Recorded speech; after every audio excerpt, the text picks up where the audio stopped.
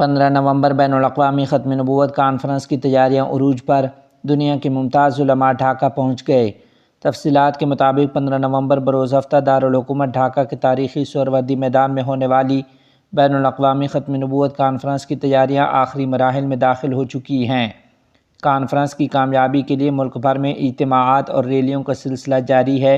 جبکہ علماء و عوام میں زبردست جوش و خروش پایا جا رہا ہے۔ اس عظیم الشان عالمی اجتماع میں شرکت کے لیے دنیا کے مختلف ممالک سے ممتاز علماء کرام اور اسلامی مفکرین بنگلہ دیش پہنچ چکے ہیں۔ جمعرات 13 نومبر کو کانفرنس کے میڈیا کوآرڈینیٹر حبیب اللہ ریحان نے بتایا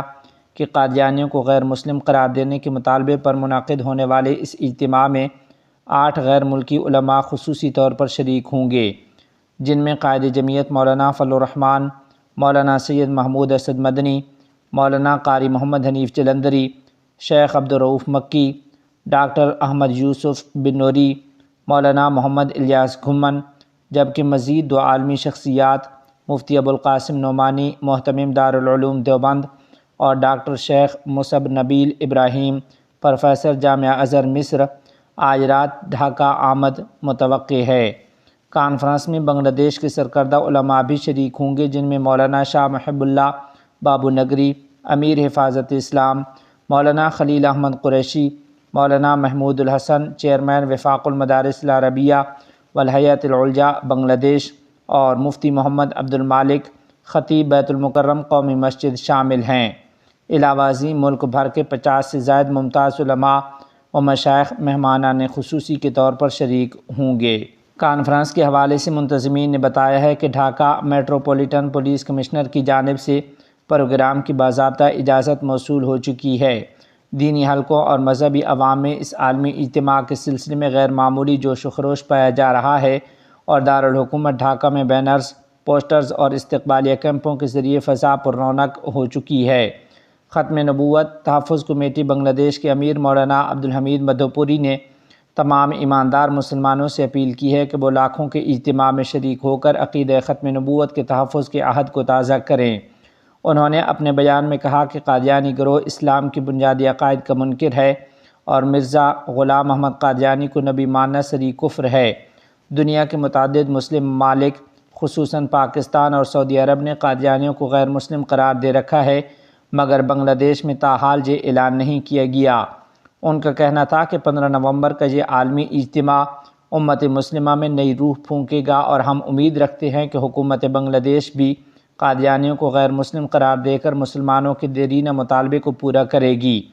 مولانا عبدالحمید مدھوپوری نے کہا کہ ختم نبوت کا مفہوم یہ ہے کہ حضرت محمد صلی اللہ علیہ وسلم پر نبوت کا سلسلہ مکمل ہو گیا ہے، جیسا کہ قرآن مجید میں ارشاد باری تعالی ہے،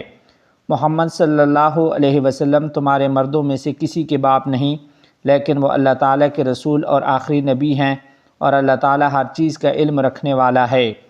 دینی حلقوں کے مطابق اس اجتماع میں لاکھوں فرزندان توحید کی شرکت متوقع ہے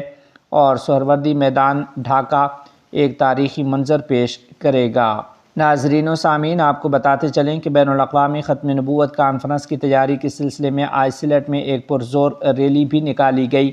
یہ ریلی 13 نومبر بروز جمعرات نماز عصر کے بعد بندر بازار مرکزی جامع مسجد سے شروع ہو کر چوہاٹرا پوائنٹ پر ایک مختصر اجتماع کی صورت میں اختتام پذیر ہوئی۔ اجتماع کی صدارت تحفظ ختم نبوت کمیٹی سلٹ ضلع کے جنرل سیکرٹری مولانا نظام الدین نے کی، جبکہ نظامت کے فرائض شہر کے جنرل سیکرٹری مولانا حافظ سید سلیم قاسمی نے انجام دیے۔ اس موقع پر مولانا عبد المالک چودھری، پرنسپل مولانا محمود الحسن سمیت دیگر علماء و رہنماؤں نے خطاب کیا ہے۔ مقررین نے اپنے خطابات میں کہا کہ حضرت محمد صلی اللہ علیہ وسلم اللہ تعالیٰ کے آخری نبی اور رسول ہیں اور یہ عقیدہ قرآن، سنت، اجماع اور قیاس سے ثابت ہے۔ جو شخص اس پر ایمان نہ لائے یا شک کرے وہ دائرہ اسلام سے خارج ہے۔ انہوں نے کہا کہ قادیانی گروہ حضور اکرم صلی اللہ علیہ وسلم کی ختم نبوت کا منکر ہے اور ایک جھوٹے مدعی غلام احمد قادیانی کو نبی مانتا ہے۔